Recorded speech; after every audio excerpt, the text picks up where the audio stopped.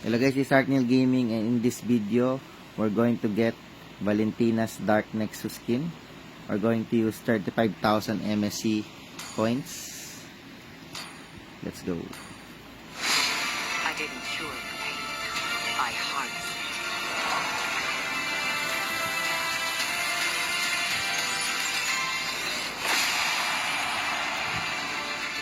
it. It is possible to get this skin if you make guesses correctly, especially if you got the champion guess.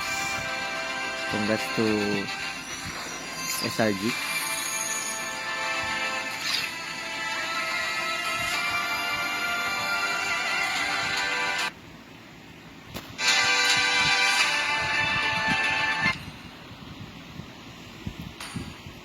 SRG, thank you for watching.